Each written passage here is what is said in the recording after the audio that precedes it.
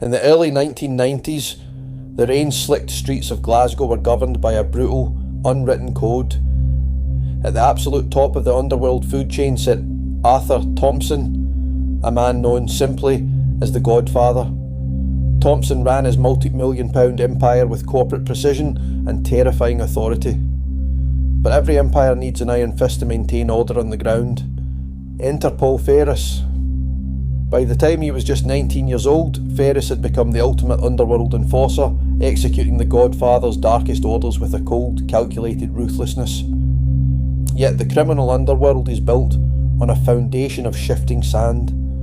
A toxic mix of paranoia, street betrayal, and a vicious blood feud would soon spark the longest, most expensive, and highly publicised murder trial in Scottish legal history. This is the definitive story of a man born into the heart of Gangland, a multi-million-pound courtroom battle for survival, and the brutal, chaotic fall of a Glasgow empire. To understand the rise of Paul Ferris, you have to go back to the beginning, to the notoriously tough Black Hill district of Glasgow. Born in November 1963, Ferris's entry into a life of crime wasn't born out of a desire for wealth or status, it was born out of pure survival. As a young boy, he was bullied relentlessly by members of a dominant local criminal clan known as the Welshies. The psychological stress of this constant intimidation was so severe that it triggered a lifelong skin disorder, psoriasis, leaving him physically and mentally scarred. But by his late teens, Ferris had reached his breaking point. He snapped, launching a series of terrifyingly calculated violent knife attacks against the Welsh brothers to exact his revenge. By age 17, he was already locked up in Longrigan Remand Centre for assault and robbery. He briefly tasted freedom after making bail, leading police on a high-speed car chase while packed with shotguns and knives, before being captured again and sent away to Glenachill. Every time Paul Ferris returned to the streets, he picked up exactly where he left off, continuing his relentless campaign of vengeance against the Welsh family. This absolute lack of fear, combined with a reputation for extreme violence, quickly caught the attention of Arthur Thompson Sr. The Godfather saw immense potential in the young, fearless street fighter. By age 19, Ferris was officially brought into the Thompson cartel. He became the Godfather's shadow, a premier enforcer tasked with collecting massive debts, intimidating rivals, and projecting total terror across the city. Stabbings, slashings, and kneecappings became part of his daily routine.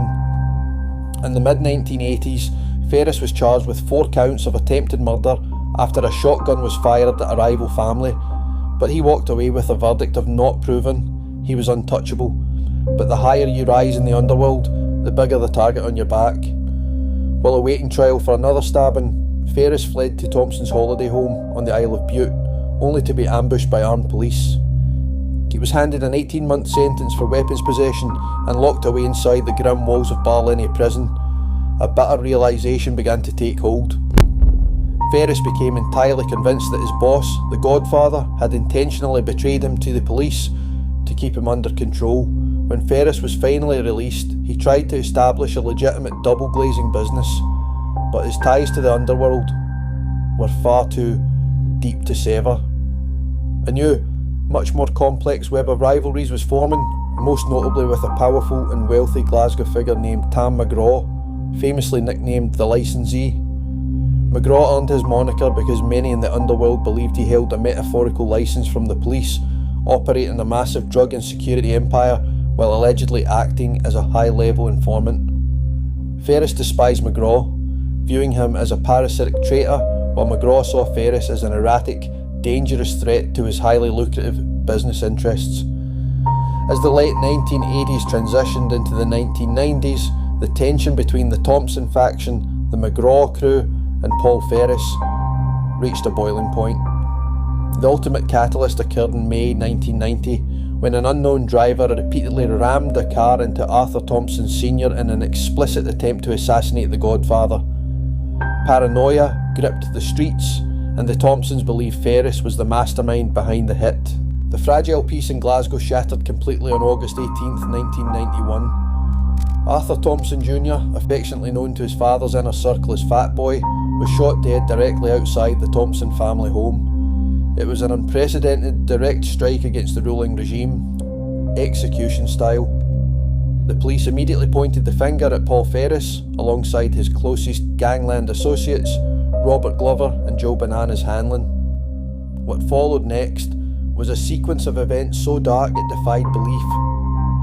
On the very day of Fatboy Thompson's funeral, as the sombre cortege made its way through the crowded streets of Glasgow, it passed a parked car. Inside that vehicle lay the bloody bodies of Robert Glover and Joe Hanlon. Both had been executed with horrific gunshots to the head, placed there precisely so the funeral procession would see them. The message from the grieving Godfather was crystal clear: a life for a life. But Paul Ferris was already locked away in custody, preparing for a legal battle that would captivate the entire nation. The 1992 murder trial of Paul Ferris was monumental in scale. Defended by the legendary and formidable advocate Donald Findlay, Ferris stood in the dock facing a staggering sheet of indictments. He was charged with the murder of Arthur Thompson Jr., the attempted murder of the Godfather himself during the car ramming incident, threatening witnesses, illegal firearm possession, and high-level drug trafficking. It became the longest and most expensive criminal trial in Scottish history up to that point. Over the course of 54 agonising days, the prosecution called more than 300 witnesses to the stand. The courtroom atmosphere was thick with tension, heavy police security, and whispers of rampant witness intimidation. Yet against all mathematical odds, the prosecution's case completely crumbled under the fierce cross-examination of Donald Findlay. The jury deliberated and returned a resounding verdict of not guilty on all major counts. Paul Ferris walked out of the High Court a free man, cementing his status as a living legend in the British underworld who had successfully stared down the Godfather and won. Freedom, however, did not mean peace. Ferris returned to Glasgow, launching a car dealership and entering the lucrative security industry, but his bitter feud with Tam McGraw was far from over.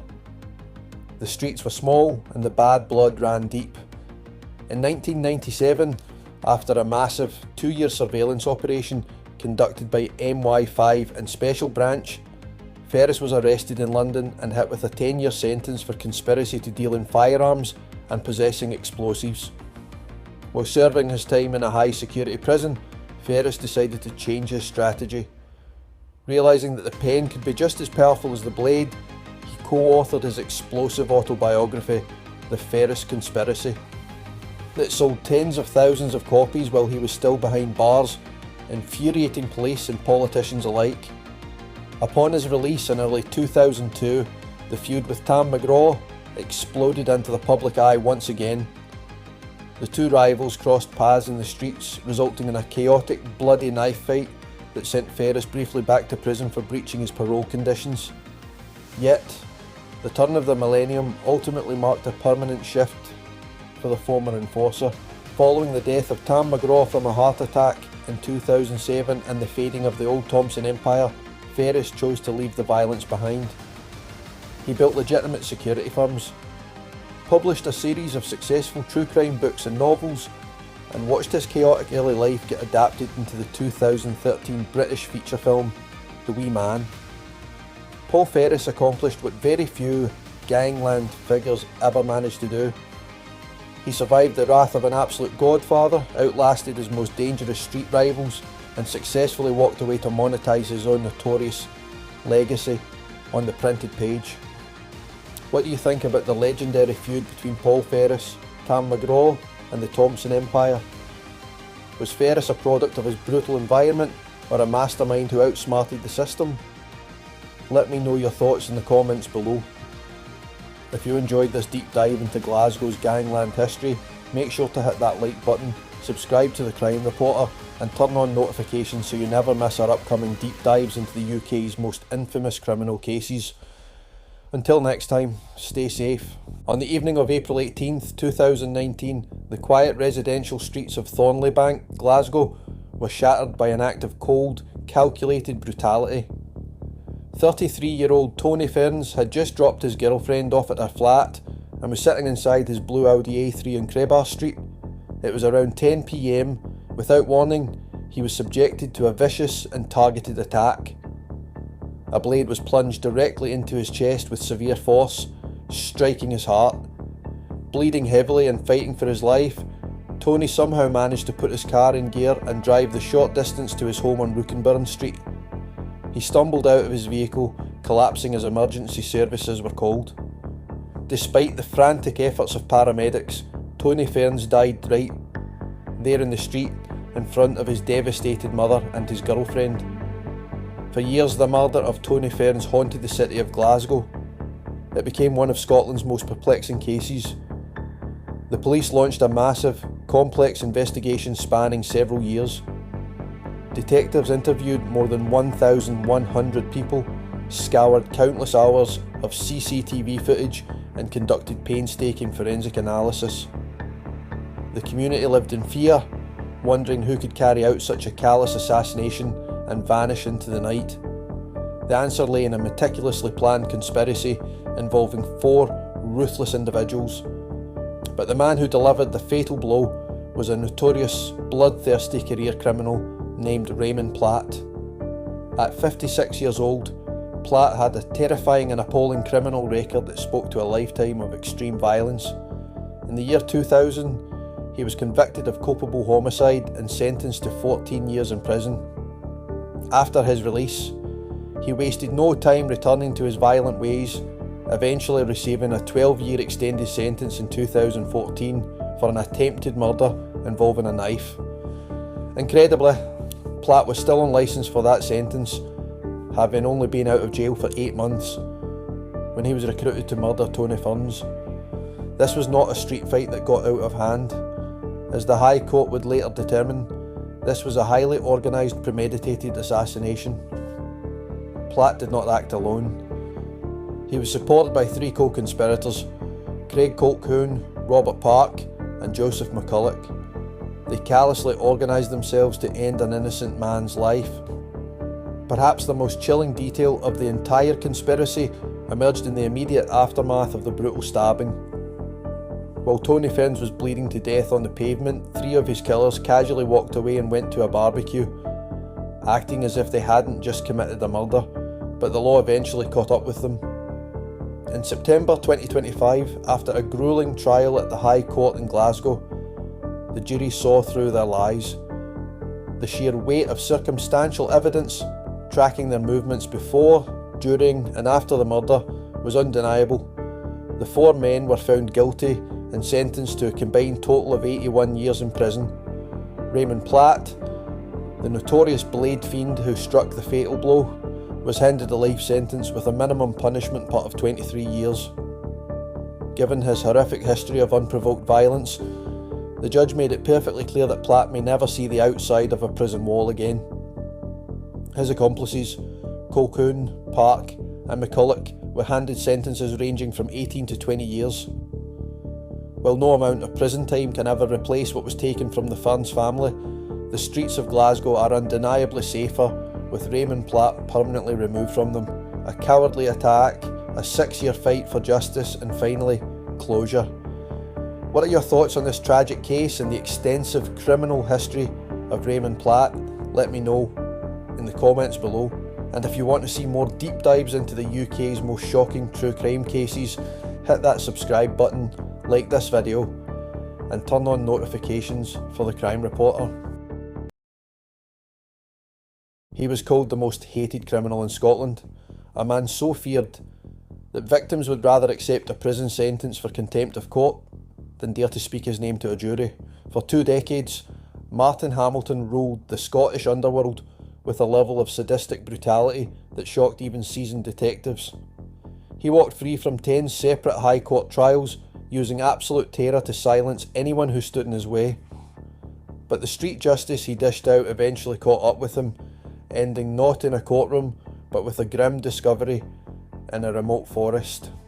This is the dark, unfiltered history of the Black Hill Butcher.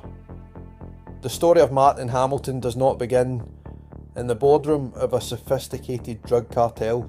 It begins on the concrete streets of Glasgow's post-war housing schemes, specifically Black Hill and Cranston Hill, areas that were, at the time, breeding grounds for some of the city's most volatile criminals. Born in the early 1960s, Hamilton was a product of an era defined by territorial gangs, poverty, and raw physical violence.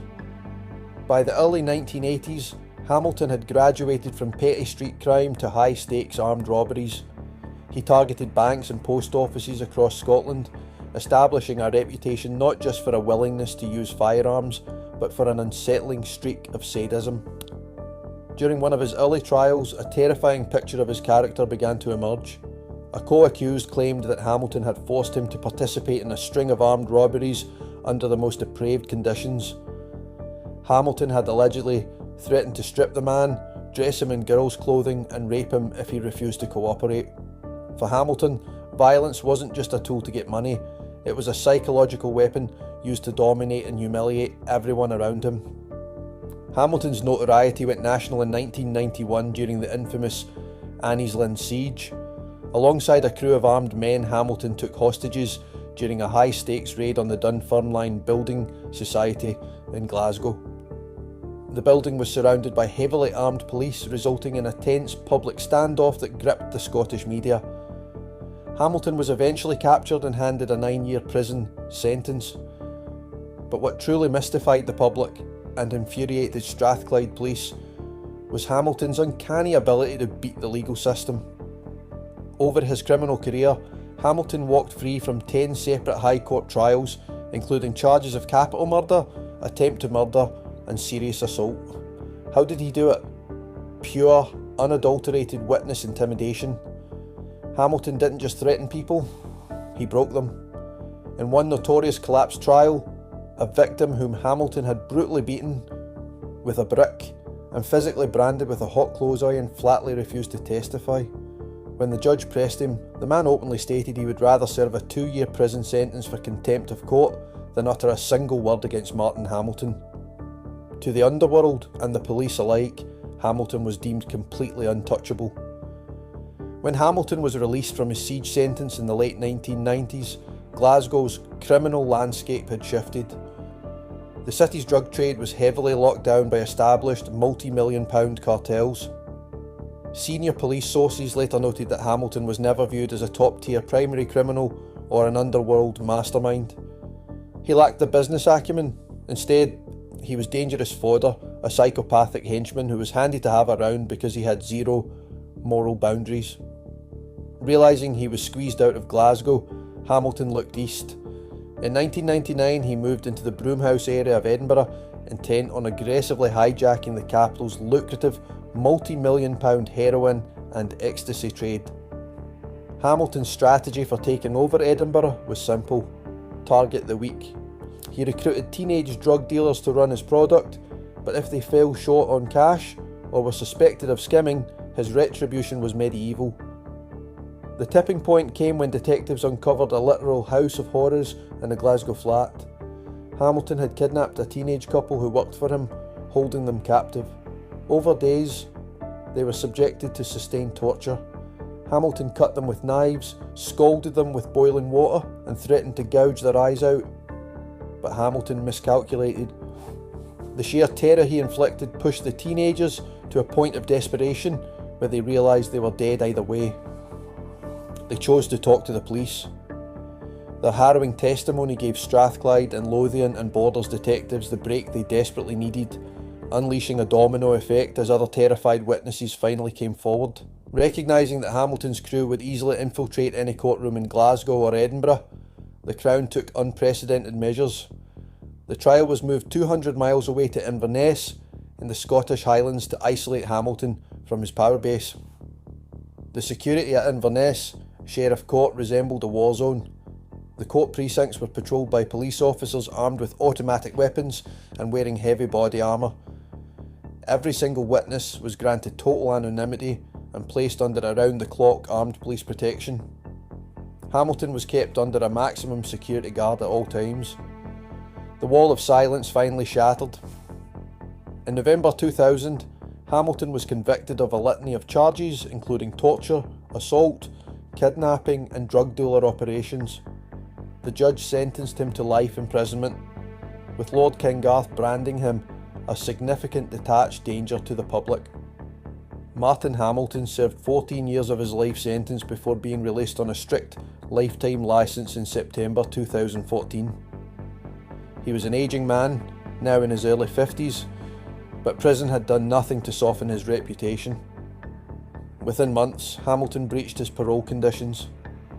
By April 2015, he went completely off the grid, sparking a nationwide manhunt. Police Scotland issued urgent public warnings advising people not to approach him under any circumstances, describing him as highly dangerous. For months the trail went cold. Rumours swirled through the underworld that Hamilton had fled the country, or was deep in hiding, planning a comeback. The reality was far bleaker. On December 17th, 2015, a dog walker was trekking through a remote, densely wooded area just off the B7015 cut-off near West Calder, West Lothian. The dog strayed into the undergrowth and made a grisly find, a human skull poking through the winter brush. Forensic teams cordoned off the bleak woodland, eventually exhuming a badly decomposed skeleton. DNA testing quickly confirmed the identity. It was the missing Martin Hamilton. The post-mortem revealed that Hamilton hadn't died of a drug overdose or exposure. He had been brutally executed. The underworld street justice that he had avoided for 30 years through 10 high court trials had finally caught up with him in a dark West Lothian forest. The police launched a massive murder inquiry, treating the woodland as a burial site where his body had lain for months. Detectives eventually narrowed their sights on a prime suspect, a known underworld associate. However, the case would never see the inside of a courtroom. Before the police could officially secure charges and put the suspect in front of a jury, the man died of terminal cancer. Martin Hamilton, a man who spent his entire life inflicting absolute terror, dodging execution attempts and breaking the legal system, ended up as an unsolved murder case, buried in a shallow, forgotten grave. If Martin Hamilton was a rogue monster who terrified the underworld, our next subject was an ultimate insider, a trusted, cold-blooded enforcer for Glasgow's ultimate godfather, Arthur Thompson. His name was Gary Moore. To the public, he was a ghost slipping through the fingers of the justice system. To the police, he was one of the most volatile, drug-fueled threats on the streets of Scotland. Moore's name first entered the dark annals of Scottish true crime in 1984, during one of the most horrific chapters in the nation's history, the Glasgow Ice Cream Wars. When an arson attack on a tenement block in Rushazi slaughtered 6 innocent members of the Doyle family, Moore was arrested and put on trial for mass murder. It was a case that shocked the world. Yet against all odds, the charges against Moore were dropped and he walked out of court a free man while others went down. 8 years later, in 1992, Moore's name was once again linked to a brutal tragedy, the murder of Glasgow sex worker Diane McInally. Her body had been found dumped in Pollock Park, formally accused of the crime, facing the full weight of a High Court murder charge. But once again, the legal system faltered. The prosecution abandoned the case before a jury could ever deliver a verdict, and Moore slipped back into the shadows of the Glasgow underworld. But Gary Moore's luck, and his leash, finally ran out in 1994. At the time, Moore was already serving a prison sentence for violent offences, but he had been granted a temporary weekend leave. It was a fatal mistake by the prison service. While out on the streets, fuelled by a severe drug addiction, Moore crossed paths with 27-year-old James Jamer Boyle. The young man was underworld royalty, the son of Jimmy Boyle, a notorious Barlinnie special unit gangster turned celebrity sculptor. An argument erupted, and Moore, showing the raw savagery that made him Arthur Thompson's go-to enforcer, pulled out a potato knife. With a single, brutal thrust, he drove the blade straight through Boyle's heart. The killing sent shockwaves through the city. In court, prosecutors read out a staggering, relentless history of Moore's prior violent offences, detailing a man who simply could not be rehabilitated. Though he originally faced a full murder charge, Moore was ultimately convicted of culpable homicide and sentenced to 8 years in prison.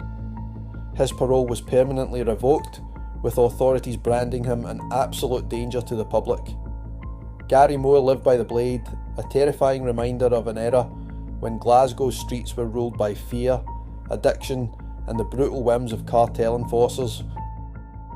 The air in Glasgow on the night of November 15th, 2016 was biting and damp, typical for a Tuesday in late autumn. Under the amber glow of the streetlights on Scotland Street, just south of the River Clyde, the city's rhythm seemed normal.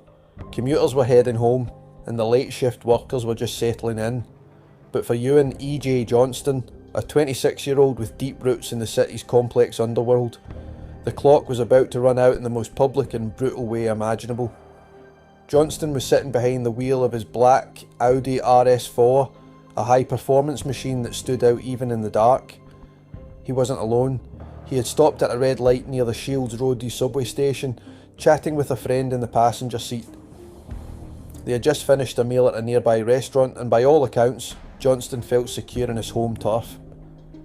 He was a man known to the authorities, a figure who moved in circles where security was often an illusion, but he likely didn't expect that a hit squad had been tracking his every move for hours. As the light remained red, a dark-coloured Audi Q5, a sturdier, heavier SUV, pulled up alongside the driver's side of Johnston's car. It was a textbook manoeuvre. In the narrow confines of the traffic lane, Johnston was boxed in. There was no room to floor the accelerator, no path to ram his way out. The window of the Q5 slid down. Before Johnston could even turn his head to look at his neighbour in the next lane, the silence of Scotland Street was shattered. 2 shots were fired in rapid succession from a handgun. Both rounds found their mark, striking Johnston in the head with professional precision. The passenger in Johnston's car scrambled for cover as the RS4 began to roll forward aimlessly. Its driver slumped over the wheel, mortally wounded. The assassins didn't linger to admire their work. The Q5 screeched away burning rubber as it sped toward the Milton area of the city. Within minutes, the emergency services descended on the scene. Paramedics fought to stabilise Johnston, but the damage was catastrophic. He was rushed to the Queen Elizabeth University Hospital, but by 2:50 AM he was officially pronounced dead. The execution on Scotland Street was instantly the lead story across Scotland. The brazen nature of the hit, occurring at a busy junction under the gaze of dozens of CCTV cameras, signalled a terrifying escalation in Glasgow's Gangland feuds. The police response was immediate. Operation Escalade was already a massive ongoing investigation into organised crime in the city, and the murder of EJ Johnston was a lightning bolt that electrified the task force. They knew this wasn't a random act of road rage. This was a hit commissioned by someone with deep pockets and a long memory. However, the killers had made a plan to disappear. Miles away, in a quiet residential pocket of Milton, the Audi Q5 was doused in accelerant and set ablaze. As the flames licked the night sky, the assassins likely believed they were incinerating every scrap of evidence, every fingerprint, every strand of hair, and every connection to David Scott. They were wrong. What they didn't realise was that the fire would fail to do its job. In their haste to flee the burning wreckage, a single item was left behind, a piece of clothing that would eventually speak louder than any witness.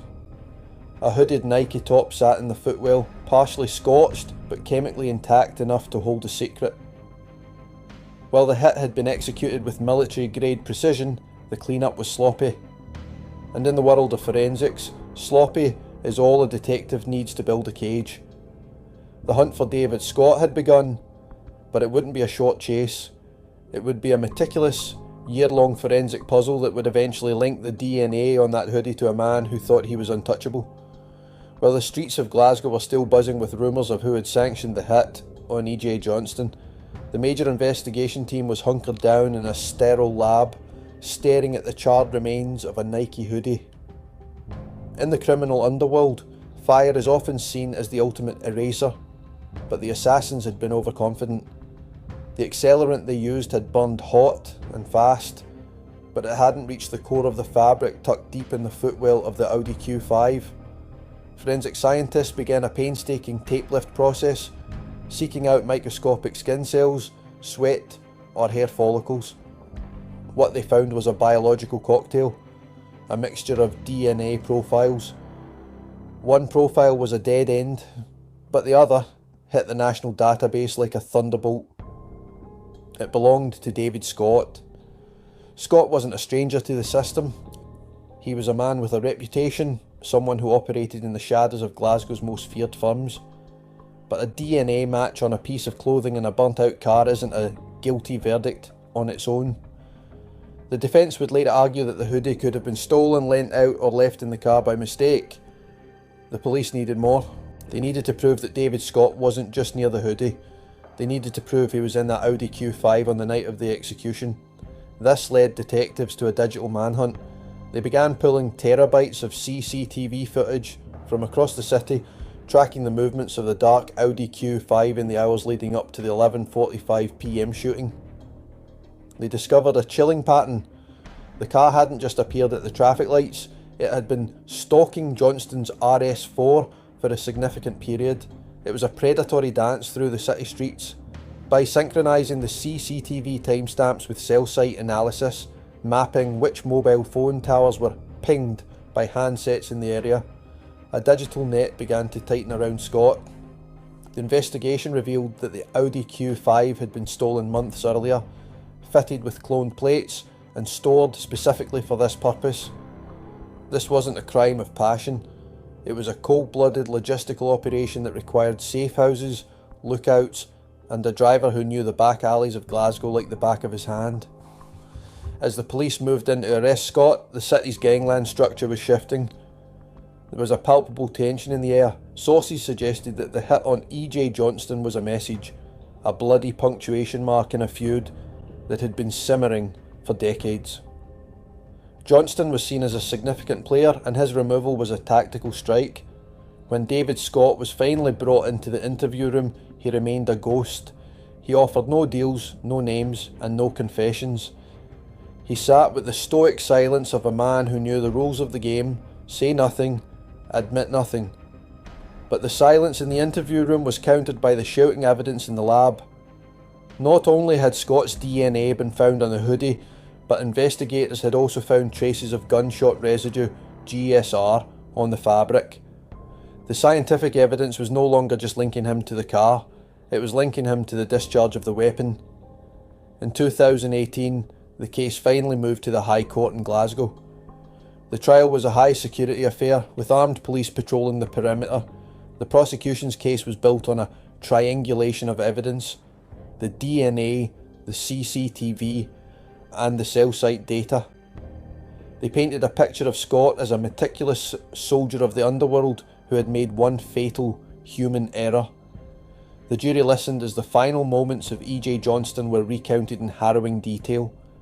The 2 shots to the head, the panicked passenger, and the cold efficiency of the getaway. The defence tried to punch holes in the forensic timing, suggesting the DNA could have been deposited days prior, but the weight of the Nike hoodie evidence was insurmountable. When the verdict was read out, guilty, the public gallery remained tense. The judge, Lord Beckett, didn't mince words. He described the killing as a calculated and sophisticated execution. He sentenced David Scott to life imprisonment, ordering him to serve a minimum of 22 years before he could even breathe the air of a free man again. But for David Scott, the story didn't end with the clang of the cell door. As he was transported to HM prison shots, a new chapter was beginning. If the authorities thought a life sentence would neutralise David Scott, they were badly mistaken. Within the walls of Scotland's most secure prisons, the executioner of Scotland Street was about to prove that he was just as dangerous behind bars as he was behind the wheel of an Audi Q5. In 2019, while held at HMP Edinburgh, Sawton, Scott carried out one of the most brazen jailhouse hits in recent memory. It didn't happen in a dark corner of a wing or a blind spot in the exercise yard. It happened in the visiting room, in front of families, children and guards. The target was a man closely linked to the Lions crime clan, the bitter rivals of the Daniel faction. While the victim was sitting across from a visitor, Scott moved with the same textbook coldness he showed on Scotland Street. He didn't hesitate, Pulling out a makeshift blade, a shiv, likely smuggled or fashioned within the walls, Scott lunged, slashing the man's face in a sudden, bloody explosion of violence. The visiting room erupted into chaos as families scrambled for safety. This wasn't just a personal grievance, it was a strategic strike. In the language of the Glasgow Underworld, a slashing in a visiting room is the ultimate statement. It told the Lyons family that their people weren't safe anywhere, not even in the one place where prisoners are supposed to be most secure. The fallout was immediate. Scott was hauled before the courts again in 2020, where he was handed an additional sentence for the assault. The judge remarked on the vicious and calculated nature of the attack, but for Scott, the extra months were likely seen as a badge of honour. He had proven his loyalty to the Daniel firm by striking at the heart of their rival's network behind bars. This attack cemented Scott's status as a liquid gold target. The Scottish Prison Service, SPS, recognised that Scott wasn't just another inmate, he was a focal point for a war that refused to end. He was moved under high security to HMP Shotts, but the cycle of violence followed him. Reports began to surface of bounties placed on his head, with rival factions desperate to retaliate for the visiting room disgrace. Today, David Scott lives in the Iron Circle. He is a man who lived by the gun, was undone by a Nike hoodie, and now maintains his status through the blade. He will be well into his middle age before he is even eligible for parole, but in the halls of Scotland's toughest jails, his name is written in blood. A reminder that in the world of the Daniel and Lyons feud, there's no such thing as a ceasefire even behind a locked cell door. Just come to the pub. I want to be here a couple of hours. Feuds the geese you enough time. You've had all day to make an effort. He's talking good fight, so when you're lying in bed or talking, hubbies are there and saying, we're going to get him, we're going to get him. Well, here him. Stone cold sober. Come and get it. I know you'll come. You've got fired guns. Aye, Wendy's. I've never missed. Enjoy your night, guys. I will. Come and get it. Why, we put the city on the map. You deal with the cops. For most people, New Year's Eve is a night of celebration, a time when communities gather to welcome the future. But on December 31st, as crowds packed into a popular local pub in the Granton area of Edinburgh, the Scottish Underworld was preparing to settle a deadly, long-running score. Out in the shadows, a hired hitman named Grant Hunter was waiting. His target was one of the country's most prominent, notorious Gangland figures, Mark Webley. In a flash of absolute chaos outside the Anchor Inn, 5 handgun rounds tore through the freezing night air. In full view of a terrified public, the hitman missed 3 times, endangering everyone nearby before the fatal shot struck Webley in the back. It was an audacious, high-stakes execution that triggered a frantic Gangland cover-up, a desperate police manhunt, and ultimately a crushing 26-year life sentence handed down in court. But this shocking public execution wasn't a standalone act of madness. It is part of a dark, unyielding reality. From broad daylight shotgun ambushes on suburban streets while children play, to highly organised tracking operations and fatal ambushes orchestrated by ruthless cartels, the streets of Scotland have repeatedly become a battleground for total dominance. Today, we are pulling back the curtain on 4 of the most ruthless, calculated cases to ever shake the Scottish underworld. Stories of deep-seated rivalries, cold-blooded enforcers, and the moments where the violence spilled directly into the public eye. First, the execution of Mark Webley. To understand why Mark Webley became a target on that fateful New Year's Eve, you have to understand the reputation he carried. Webley was a well-known figure within the Edinburgh criminal landscape, a man who lived by the sword and was no stranger to high-stakes conflict.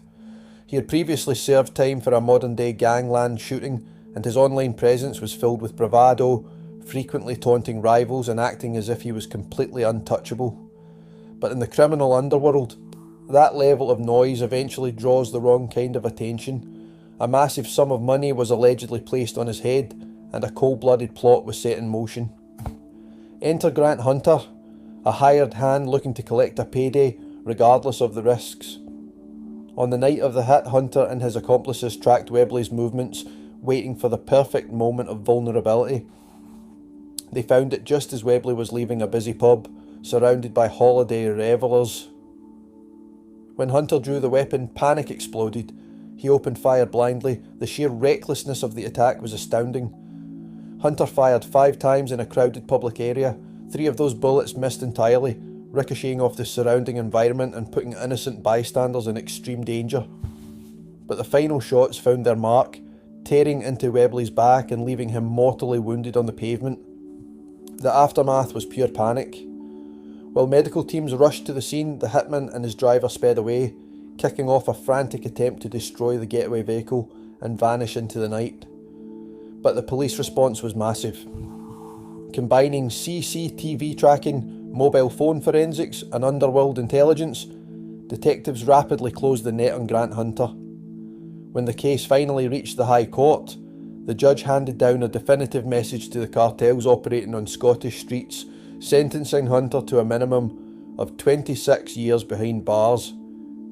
Webley's lifestyle had caught up with him, and the man who pulled the trigger was locked away for decades.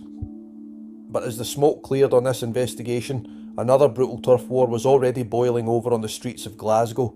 To understand the sheer ferocity of the violence that consumes the Glasgow underworld, you have to understand the bitter, multi-decade turf war between 2 of Scotland's most powerful crime families, the Lions and the Daniel organised crime groups. For years, these 2 factions have locked horns over territorial control, leading to a brutal cycle of tit-for-tat shootings, stabbings and broad daylight executions. In August 2021, that simmering tension boiled over on Westray Street, a regular meeting point for youths associated with the Lions family, which sat directly adjacent to territory controlled by the Daniel clan. The flashpoint began earlier in the evening when Ronnie Daniel was severely threatened by individuals linked to the Lions group, including the notorious Quinn brothers. When word of the threat reached 63-year-old Malcolm McNee, an associate of the Daniel family, the response was immediate and lethal.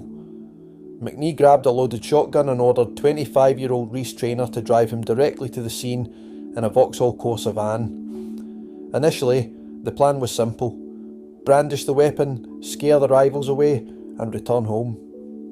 But in the high-stakes pressure cooker of a Glasgow gangland feud, plans unravel in seconds. When the Corsa arrived on Westray Street, a man named James Quinn lunged from the shadows, striking the van with a massive machete. McNee stepped out, brandishing the shotgun at the fleeing youths before getting back inside the vehicle. Just as they attempted to leave, another car pulled up, completely blocking the Corsa's path. Sitting in the front passenger seat was 44-year-old John Quinn McGregor, a man deeply loyal to the Lions faction. Both vehicles came to a halt, and McNee and McGregor exited their cars, confronting each other on the tarmac. McGregor immediately registered the cold steel of the shotgun in the older man's hands. He turned and desperately tried to run, seeking cover behind a row of parked cars. He wasn't fast enough. McNee aimed and pulled the trigger. A single devastating blast tore through the summer air, striking McGregor directly in the chest. The impact caused catastrophic damage to his chest wall, right lung and liver, triggering an immediate cardiac arrest. He staggered just a few steps before collapsing onto the road. The shooting happened just before 8 PM on a beautiful, late summer evening, in full view of horrified members of the public and local children who were out playing nearby. The scene was pure chaos. Emergency medical teams rushed to the street, performing literal, open-heart surgery right there on the blood-stained pavement in a desperate bid to save McGregor's life. He was rushed to the Queen Elizabeth University Hospital, but the damage was too severe and he tragically passed away 2 days later. As McGregor lay dying, the criminal clean-up operation began. McNee and Traynor sped away from the scene, driving the Corsa to Cumbernauld, where it was set on fire to destroy all forensic evidence. Fearing immediate, bloody retaliation from the Lions family, 25-year-old Traynor fled Scotland entirely, launching a frantic escape route through England and Spain before hiding out in Mexico. But the long arm of the law eventually caught up with them. McNee was arrested and faced the High Court, where he pleaded guilty to murder and attempting to pervert the course of justice shortly before his trial was due to begin. The judge handed him a life sentence with a minimum of 22 years behind bars, labelling the hit a senseless killing in a public turf war. Traynor was extradited and sentenced to 54 months for his role in the armed ambush and his subsequent flight across the globe. The Westray Street execution proved that the old guard of the Glasgow Underworld was still willing to use maximum violence to protect their territory. But while the police were processing the wreckage of the Lyons and Daniel feud, another wave of violence was rising from a younger, equally ruthless generation of street enforcers, bringing us to the tragic ambush of Billy Maguire. While the decades-long feud between established cartels grabbed the national headlines, a younger, increasingly volatile element was transforming the street-level dynamics of the Glasgow area. The tragic escalation of violence surrounding 25-year-old Billy Maguire serves as a grim reminder of how quickly personal friction, minor insults and alcohol-fueled arguments can turn entirely lethal. The incident began on December 20th, 2020 at what should have been a normal house party in Perth Crescent, Clydebank. Billy Maguire and his friend John Higgins had fallen asleep at the gathering when another attendee, 27-year-old Brian Folan, made a derogatory remark describing Maguire as a midget and an idiot. When Maguire woke up and was told about the insult, the atmosphere rapidly turned toxic. A series of heated, threatening phone calls were exchanged between the men. Tensions spiked further when Higgins made a retaliatory comment about Folan's mother. Determined to settle the petty score, Folan met up with 26-year-old Jordan Morrison and 28-year-old Corey Craig, who was driving a Mercedes. Craig sent a chilling text message to a friend, stating that they were heading back to the house to get that wee bill. Around midnight, the Mercedes pulled up outside the property. Craig remained behind the wheel as the getaway driver, while Folan and Morrison covered their faces and burst into the house. But their attempt to hide their identities failed instantly due to their distinct physical appearances. Witnesses immediately recognised Folan by his unique physique, while Morrison was instantly identified by his distinct tan and the noticeable size of his large stomach. Blinded by rage, the attackers stormed the living room.